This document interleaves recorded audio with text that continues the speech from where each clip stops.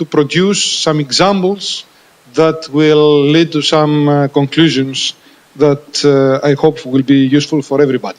So chances are it's going to be very interesting for the operational people as well.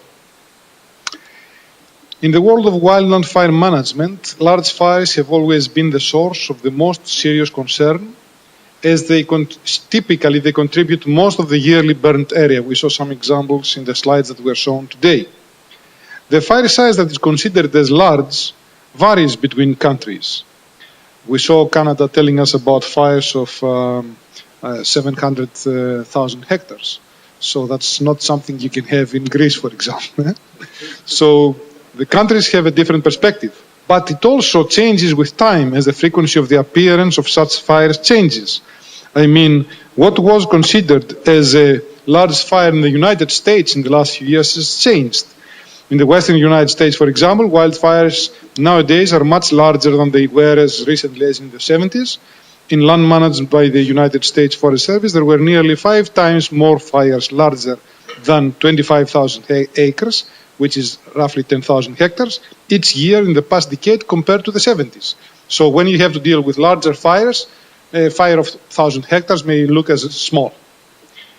And in Italy, the Corpo Forestale dello Stato, according to what we were discussing with Vittorio Leone, Professor Vittorio Leone a few days ago, the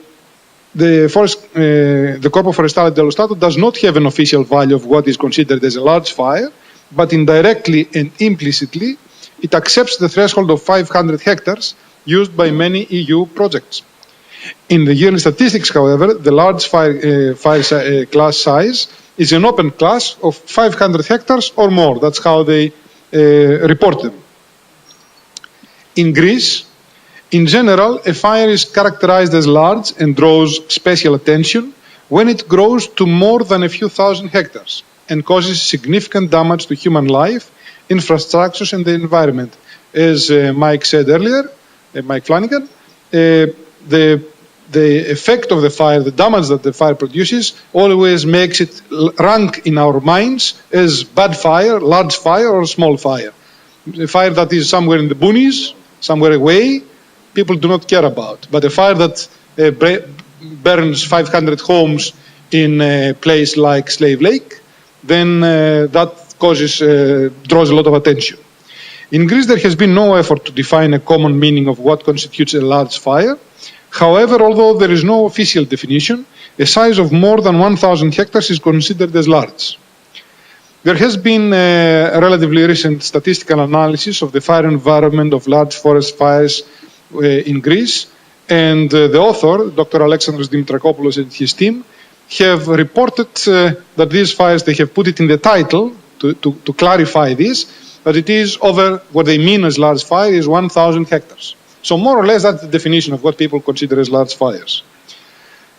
As we referred to this publication, I will say that they analyzed the fire, the Pyrrhic environment, vegetation or fuels, meteorology, topography, suppression time of the forest fires which are larger than 1,000 hectares in Greece in the 1990-2003 period. They analyzed they found that these 84 large fires, representing 0.37 of the total number of fires in that period. And they found that they usually spread, these fires, under moderate to low relative humidity. And when they say low to moderate, it's 21 to 40%. That's the majority of them. In the presence of strong to moderate northern winds. As you see, 21 to 40 is not the extreme in relative humidity. Strong to moderate, so moderate wind can also be producing such fires. From this type of analysis, their findings say that large fires occur as both surface and crown fires and usually spread in dense vegetation with a continuous duff layer. The main differences between the large fires and all the others lie in the prevailing wind speed, strong for large fires, moderate for smaller fires, and the mode of propagation, mixed surface and crown spread for large fires, only surface spread for smaller fires. So if we have slow wind and only surface spread, we don't expect a fire to become large. Otherwise, it can become large. And this is their finding as they finish in their conclusions. No unique characteristics of large fires were found that would distinguish them from smaller fires. This supports the hypothesis that any fire may become large under certain circumstances. So in my examples later, I will be discussing about those circumstances. Conditions leading to large fires. Typically, large forest fires exhibit very active fire behavior and are difficult to fight under high fire danger conditions. However, such conditions do not necessarily result in large burnt areas. That is, I can have fires under difficult conditions, but they do not become large. A host of factors determines when a fire is likely to become large. Some additional factors lead to the so-called megafires, defined as those fires that exceed all efforts at control until firefighters get a favorable change in weather or a break in fuels. Some people argue, do we have megafires? Do we not have megafires? They do not accept the definition or so on. What I'm saying is, we just use the term in order to communicate. And when we communicate using the word megafires, we should stick to this definition. If something gets to this definition, even for a part of the run of that fire, that is a fire that exceeds all efforts at control until firefighters get a favorable change in weather or a break in fuels, then we can communicate between ourselves what we mean by megafires. The conditions that lead to the occurrence of such large-scale fires and their characteristics are discussed in this work. The variables that bring fire danger up are well known and are included in modern fire danger rating systems such as the NFDRS in the USA and the Fire Weather Index in Canada. Under high fire danger, fires can grow quickly and are very hard to find. I'm not telling you something new. Whereas fire weather variables, characteristics, and condition of the forest fuels and steepness of the topography provide a first-level estimate of the burning conditions and the expected fire behavior, additional factors affect the potential of a fire to become large. They include the spatial distribution of the fuels. How much is their extent? In Greece, many times, we have so many islands, remember, and so much coastline, that is very often the fires run and then they fall on the sea and they finish. That's very convenient for firefighters. Also the continuity. What is the continuity? If you're talking about Canada, you have an endless continuity of forests. If you go to Greece, sooner or later a fire will find villages, will find agricultural areas, because it has been, it's a land used by many people for millennia, for a long time. Also, the complexity of the topography. If it's a complex topography with deep draws and so on, it's very difficult to fight. And also the accessibility. We have roads or we don't have roads. In many places in the US and Canada, there are no roads. It clearly affects how effectively we can fight these fires. Non-forest values at risk, such as wild and urban interface areas in the path of the fire, may further influence priorities and the final outcome in regards to burnt area.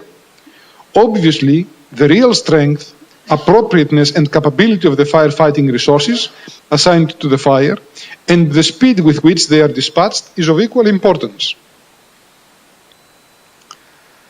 Simultaneous eruption of multiple fast-growing fires clearly reduces the resources available for each one of them, increasing the chance that some of them will become very large. That's very important, that's critical. And this is a matter for prevention, as we will be talking later. Let's say when you have, for some reason, people starting fires in an area because they consider that this is the time now to burn our fields with wheat stubble in September, for example. This happens in Greece sometimes. Or when we have a large cold front passing and leaving behind it 30, 40, 50, 100 fires in Canada or the US, then you have a problem, a huge burden on the firefighting mechanism, and your chances of having some of these fires getting large, it becomes very high.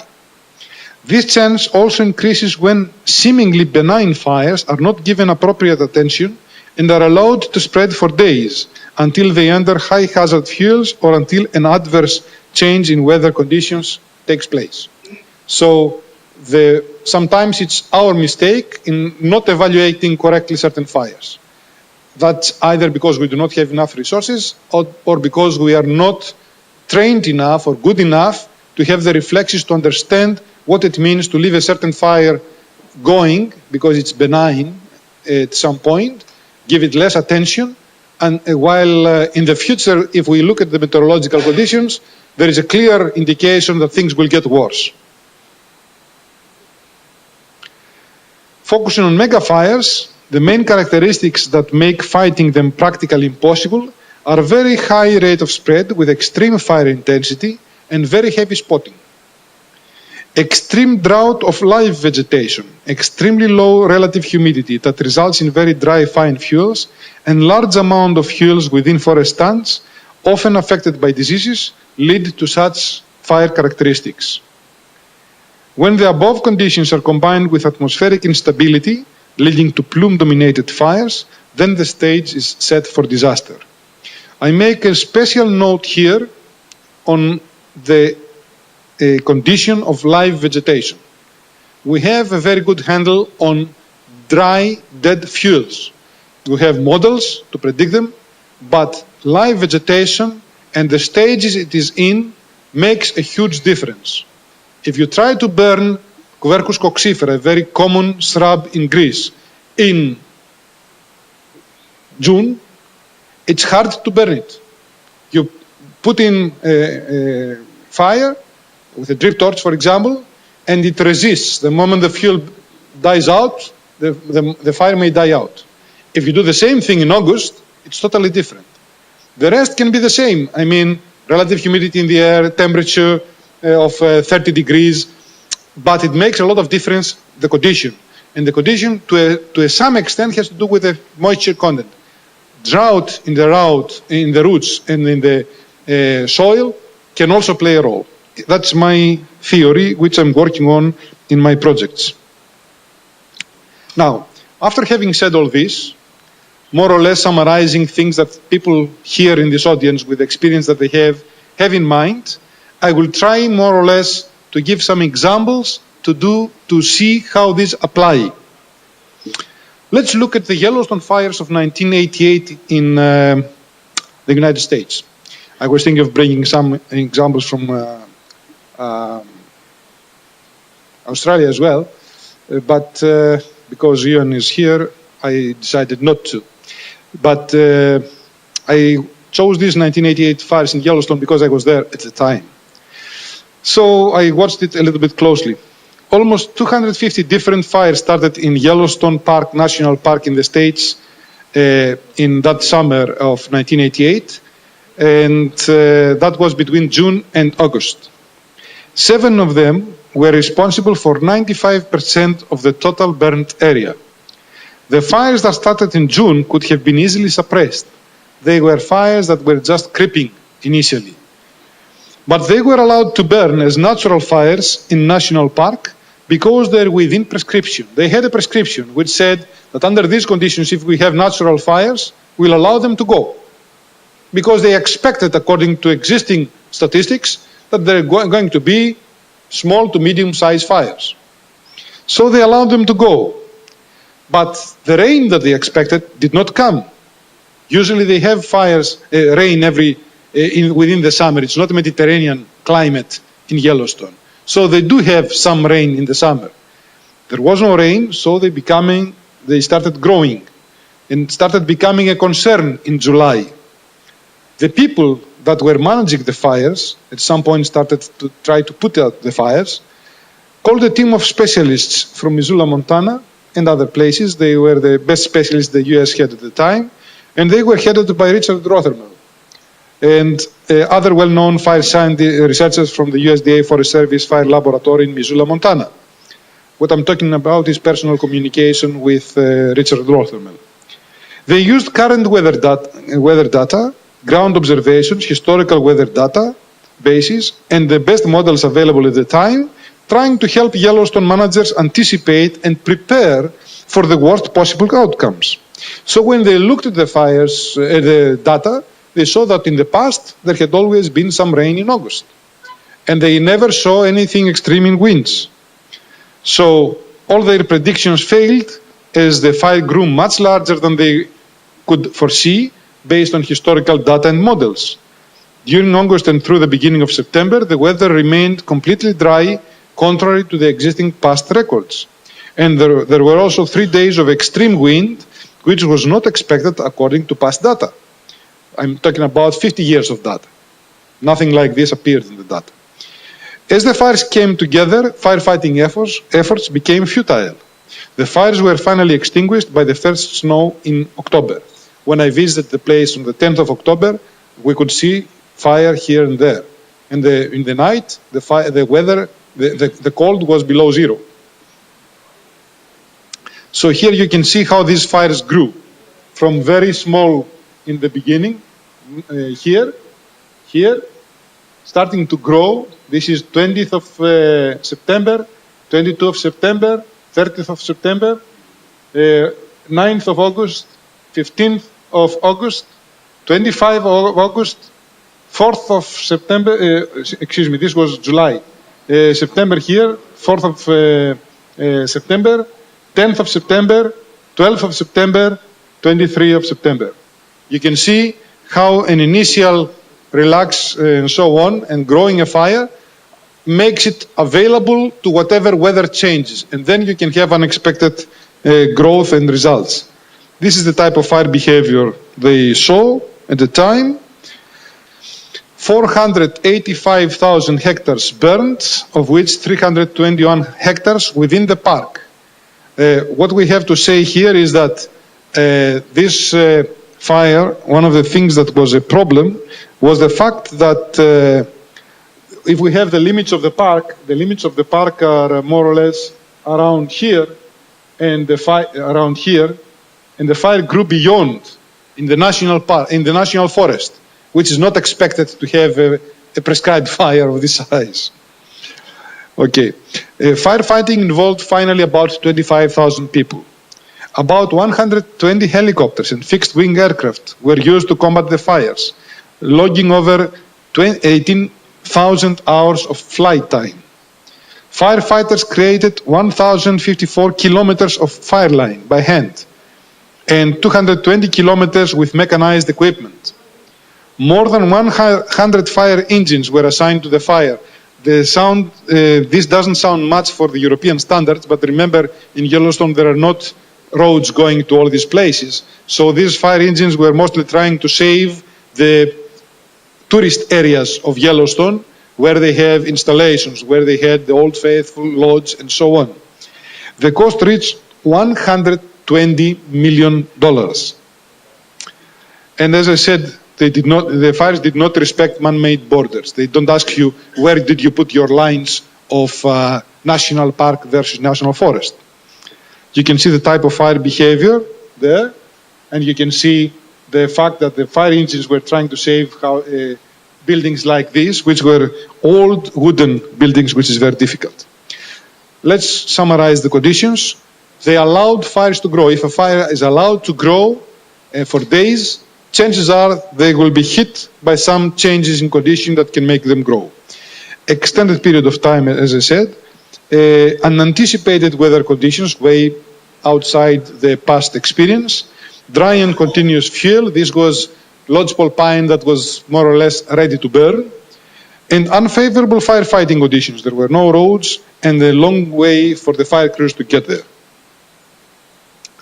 Let's go to Greece now. In Greece, I will refer to a few fires selected, obviously, because I have watched all the fires in the last 23 years in Greece after I came back from the States. Here I will talk first about the fires of Penteli Mountain. These were in 1995 and 1998, the first ones. If you see, this is Athens, okay? No fires here in general because it's all cement. In cement doesn't burn.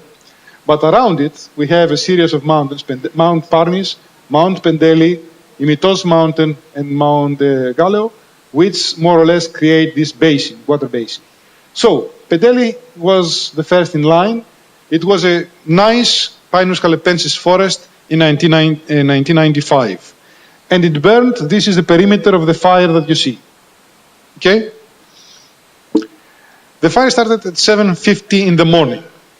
It was a morning when I left actually by plane at 5:50 from the airport of Elliniko in Athens, with the plane going like this from the wind, 9 Beaufort wind. In that airport, which was protected by Imitos Mountain, it was very rare for flights to be cancelled. And in that case, the next person who was going to come to Crete after me could not fly because the next flight was cancelled. So you understand it was a very difficult condition, 9 Beaufort wind. Relative humidity was not low, 35 degrees. Temperature was at 25 degrees. I had issued, because it was not in my duties, but I had seen something that I did not expect, and had issued a special warning for 4 days, the next 4 days, in the area of Attica and the islands for that particular period, because this was unheard of. Usually we do have what is called Meltemi wind, but it doesn't get to 9 Beaufort. It's very unusual. So I had that warning over there, and the fire started after 2 fires had started before it, and so many of the resources were already engaged in the other fires. I want to tell you that the fire service at the time had about maybe 20-25 fire trucks in all the area of Eastern Attica here. So if you have 5 fire trucks here and 10 fire trucks there in the other fires, the trucks that had to be on Pendeli Mountain had been moved to fight the fires just north and south of Pendeli Mountain.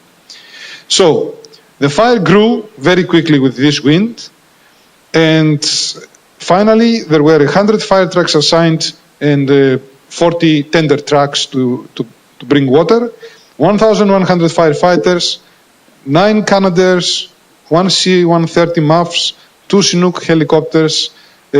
Finally came 2 CL-415 Canadaires from Italy, a Fokker 27 and a B-20 from France, in order to try and control the fire. What I want to put out, to point out for this fire, is that if we look into the initial spread from 7:30 until noon, where the fire came to this point, there is a road and no more forest hill. So basically it stopped growing in the front, is that you have a simulation here by a computer system, FMIS, developed by Algo Systems, and the true perimeter of the fire, both of them showing an elongated fire. So this is totally different from the final fire spread that we saw here. Look at the final perimeter. This is totally different from what you saw there. The initial was like this. So why did it grow to get like this? Because there were many efforts to stop the front, but nobody looked at the back. And this is a common mistake done by many people. In Greece, most of our large fires happen on the eastern part.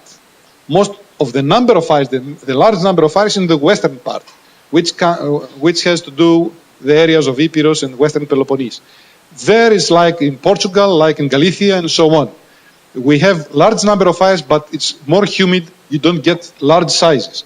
In the eastern part, what makes the fires grow is the Meltemi wind, as you have here the Mistral wind. So it's a predictable wind. The Meltemi wind, you know, you will have it at least for 3 days from the moment it starts. It will normally get to 7 Beaufort wind, not 9 Beaufort like in this case, but the direction will not change. You have to take this into consideration. And the Forest Service people at the time did not. So they fought in the front, losing the front every time, because if you are in a Pinus calipensis forest with a fire coming at you at such a speed, it's very difficult, up to impossible, either for Canadaires or for ground firefighters to fight. But at the same time, you can do great work working on the sides without risk, because the wind takes the fire away from you. So you can finish it off and keep it narrow. They did not do that. So it became large. So we have extremely strong wind, aerial resources unable to operate due to extreme wind, delayed initial attack due to pre-existing other fires in Attica, high frontal fire intensity, high rate of spread, medium spotting, poor planning and management of resources, effort to control the front, no efforts at the heel. And also we had another problem that maybe some of you have identified as a problem, involvement of politicians. When politicians get involved among the people who try to fight the fire, they only create damage.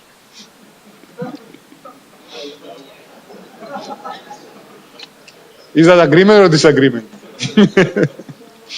Okay. The next fire in 1998, by that time we had a change. In 1998, it was the fire service that undertook the responsibility from the Forest Service of forest firefighting. They were inexperienced at the time. So when a fire started a little bit north of Pendeli in roughly this area of Stamata, at 22, that is in the evening, late in the evening, they did not get the alert in their mind that they should. At the time, there was a light breeze of less than 10 kilometers per hour. There was a relative humidity at 30%, a temperature of 27% because it was getting dark, okay? And practically they did not attack it in the night. There was no understanding of the urgency of the situation because there was a provision that next day we will have strong Meltemi winds. They did not act during the night as they should have. So in the next morning, they did not even bring in the Canadair at 5:30 or 6 o'clock, when it's the first light. And so they allowed them to come 2 hours later. But by that time, the wind picked up. The guys were waiting at a road, which was about 200-300 meters from the fire. The fire picked up, went on the crowns, jumped over them, and continued. And then it ended here, about here they tried about 16 fire trucks on a line, on an asphalt road, trying to stop the fire. But the fire coming on tall forest, Pinus halepensis forest, with 7 Beaufort wind, you cannot stop it on the front. So they just felt the heat and had to move out on the last moment, and the fire jumped on and entered basically the burnt area and reburned all the area that was burned in the first fire, damaging also all the post-fire works that had been done there. Dams and water logs, etc., along the contours, all that was damaged. So we had the fire spreading at 1.2 kilometers per hour as we measured it. But the problem that they had with this fire, in the middle of the day, the relative humidity dropped to 15%. So here the combination was not big fuels, heavy fuels, like was the first fire, because it had burned 3 years ago. But the problem was that in this vegetation that was regrowing and it had a lot of grass coming up in there, you have fire under such a strong wind and 15% relative humidity. You have lots of spotting. And heavy spotting and quick fire spread does not allow you to put out a fire. So we have conditions here that create these large fires. So we had more than 100 fire trucks. The final area burned was 1,000 more hectares than before, than the previous fire. About 100 houses were burned, and we had 1 person dead, 1 civilian dead. So more or less we referred to the conditions. Just keep on out of this, the delayed initial attack, one of the major reasons that you get large fires. Because of poor consideration of weather forecast, they did not evaluate correctly the weather forecast. This in that case was because of lack of experience. They just had undertaken the responsibility of forest fires. They thought they knew about forest fires. It was proven quite well in the next years that they did not know and they had to learn from scratch. Medium to high frontal fire intensity, high rate of spread, heavy spotting. And again, we had efforts to control the front and no efforts at the hill. If we look at the newspapers of that time, they will tell you that on the last days they were fighting at the back. Poor coordination of ground and aerial resources, and the aerial resources were able to operate but ineffective. It was not like in the previous fire that we had 9 Beaufort wind and the Canadair could not work. This was 7 Beaufort wind. They could fight, but there was no coordination with the aerial resources between the ground and the aerial resources, which is necessary in order to be effective. Again in Pendeli, we have a fire in 2007. We had another one in 2001. I will not refer to all the fires because Pendeli has been burned again and again and again. Now it's just a bald mountain. There is no vegetation, trying to re-establish vegetation. This fire, it was in the bad fire year in Greece. You all know about 2007 in Greece because you're in the fire world. This fire started at 10:30. Initial attack failed. Let me ask something. We want to finish? Okay. I did not have a clear indication because of the program. 2 minutes, 3 minutes. 3. Okay. I will try to cover the important parts. So we have another fire here. What I want to point out here, because it is interesting to you, we have this fire starting at 10:30, losing initial attack. What is the interesting thing about this fire? Between 10:30 and 12:30, we have a fire that grows vertically, lots of fuel on the ground, not very strong wind, 25 kilometers per hour. We have a wind-dominated fire. The result of this is, for 2 hours, the Canadair and most of the helicopters cannot fight the fire. As a result, the fire grows and creates problems, and actually does not only grow in one straight line, but also grows around it. There was a helicopter by one of the TV stations that got pictures from up in the column, and you could see it, how it rotates, and then you could see the Canadair trying to fly, and they were going around it, but not getting in. That is for 2 hours. At about 12 to 12:30, the wind increased to 35 kilometers. By increasing, worse wind, then the fire here, as it shows here, broke from the column-dominated to a wind-dominated fire.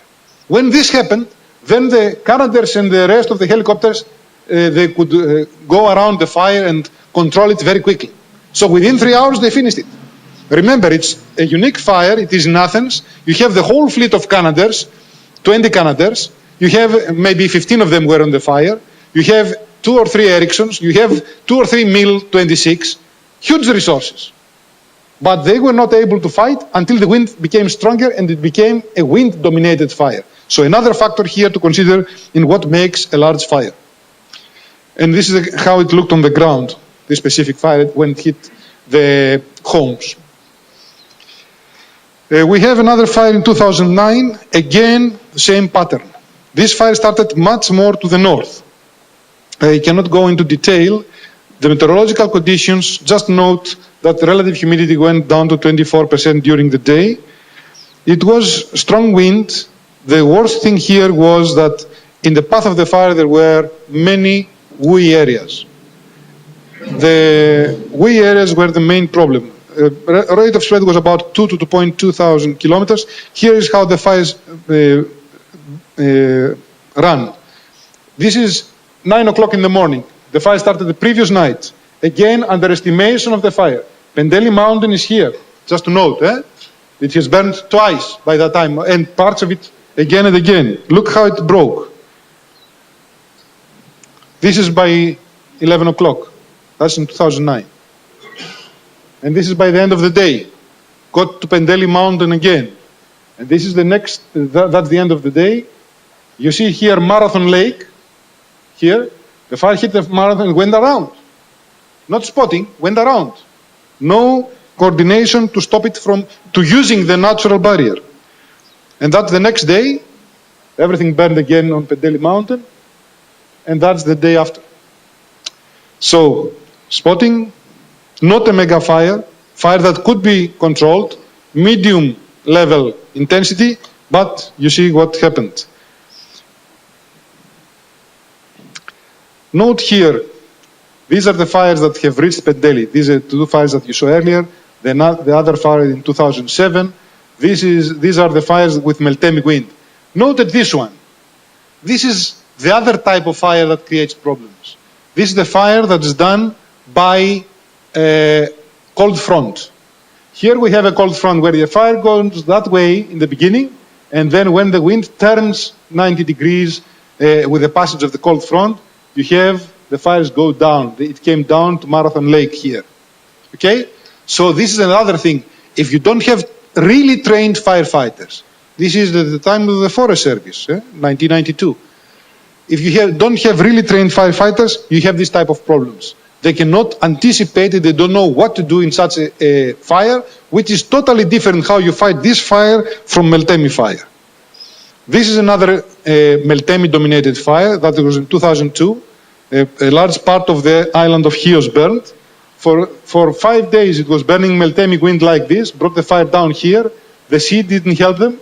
But look at the fire starting here, and with 9 Beaufort wind, how can a fire go back?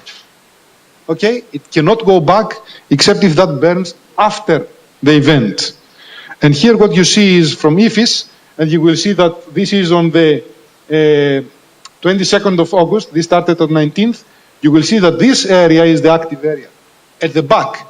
That is, they did not fight the fire when the wind was taking it away from them easily, just put 2 fire trucks to finish it off, no effort there, and then when the wind subsides, then the fire starts going with the slope, burning the forest there. So these are mistakes, because when you don't do that, the fire spreads gradually on the side and creates new, let's say, new fronts on the side. Here again, the control fires. Here is the fire at Seixou in Thessaloniki. Again, fire that goes with many resources, goes like this for 3 hours, and then turns back down and burns the whole forest park of Thessaloniki, high value, as we would say. These are the fires of 1998. That was exactly when the Forest Service took the responsibility. You will see many fires having this northwest direction. These are fires that burned with the passage of a cold front. Out of nowhere, you have calm, you have 40 degrees temperature, warm weather. The wind starts picking up as the cold front approaches, and when the cold front comes in, then all hell breaks loose. In 180 fires started in 2 hours. 25 of them of burning garbage dumps. Saturday, 12 o'clock, people for the first day, for the first weekend, going out in their country homes for vacation and starting barbecues and burning grasses or whatever. And in an absolute calm. And then at 12 o'clock, having a fire pass. Here's what you get. Here is another interesting one. You see a cold front passing here. Here. At this moment is when this has started changing. This is still southwest before the cold front. This is the fire danger map I had produced for that day. And you can see here that is at 4 and 5, the maximum you can get in fire danger rating. It was on the first page of the newspaper when this thing was happening. And it happened and burned within 1 day about 20,000 hectares, 2 fires. Here is the fire on Parnis Mountain. I will not go into this because I have taken too much time. Here you have the big fires in 2007 in Greece. I would like to be able to tell you more about this, but I will prefer, because I have said more or less what I wanted to say, I will prefer to show you 2 things more and a small video. Here is what we have in the burned areas in Greece. All this period until 1970, no fire trucks in Greece. No fire trucks in the Forest Service. And the Fire Service, just a few fire trucks. But you see how small the burned area. It has to do with the usage of fuel by the locals. It has to do by the urgency of the locals to run to any starting fire. It has to do with the protection that these people offered in terms of any type of arson, because it was their field that would burn. It would be their olive grove. It would be their vineyard. So with this, we had no problem. Then we have, in the 60s, we have immigration to United States, to Australia, to Athens, to Germany, to work and so on. The countryside is abandoned. It takes about 10 years until we have the growth of fuel. And then by 1977, we have the first bad fire year. In this time period, we start having, in the 80s, we start having development of wild and urban interfaces. And we start having more problems. And from 1974, we have introduced Canadairs. From 1993, we introduced helicopters. but the things were getting worse. Now, in 1998, the responsibility of fires moves from the Forest Service to the Fire Service. The pattern, the Fire Service more or less increased the budget. You can see the growth of the budget of the Fire Service here. Okay? So they increased the budget. They got much more aerial means for Ericsson's number of mil, Mi-26 and so on. But what is the difference? The difference is that now we have a different type of pattern.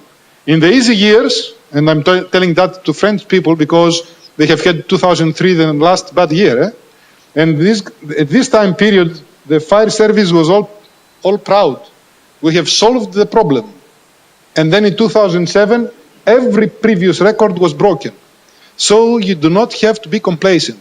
If you do not manage the forest, if you don't work on the fuels, sooner or later the problem will come. And the Forest Service, in the meantime, it has been broken down really. It's a very, very small organization now. And we had deaths in addition to the burnt areas. So, any forest burning under high fire danger conditions may become large if not fought effectively. Ineffective firefighting must be thought about against impossible firefighting. These are two different things. Ineffective firefighting, inadequate resources, we have different number or mix of resources than what we should have. It can be due to multiple simultaneous fires. If we have many fires, we don't have the possibility to send enough for the conditions. Poorly organized, trained, motivated and coordinated resources. Poor dispatching. Firefighting doctrine, that is in more or less indirect fire is very seldom, indirect firefighting is seldom used in Greece. They are using mostly direct and they are not capable of doing good indirect attack. Specific local conditions, lack of access, for example, we have islands, places with no roads, vegetation. Slope can be a problem. Forecasting weaknesses, if we do not forecast and understand and analyze what will happen with the fire given weather conditions that are predicted. And sometimes logistic failures, changing personnel when they need to. Things that they are improving on, but they have been in the source of major fires in the past. What we mean about what we mean about impossible firefighting, we have extreme rate of spread, intensity, and above all, spotting, often associated with plume-dominated fires. Only option is to look ahead for opportunities, break in fuels, and change in weather. Coordination plays extreme role to avoid wasting resources, to avoid losses, and to plan for the opportunities. We need to have tools like indirect attack, backfire use. It is not possible sometimes to fight these fires when you don't have a good tool which is called backfire or burnout in these conditions. I should say that in 2007, when we had the major fires, that for 4 days everything collapsed in firefighting, some of the old-timer foresters, they took the initiative with local people, local agriculturalists, and they went out with agricultural equipment and they did backfire and they stopped big fires. At the time that the fire service had broken down.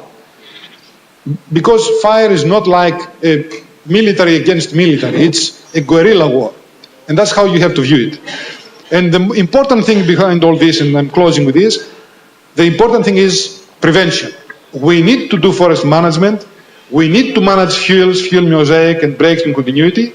We need to reduce number of fires because otherwise, especially in critical fire danger conditions, we have to have prepared WEEE areas, wild and urban interface areas, and we have to have informed public and politicians to know what they do and what to expect. Thank you.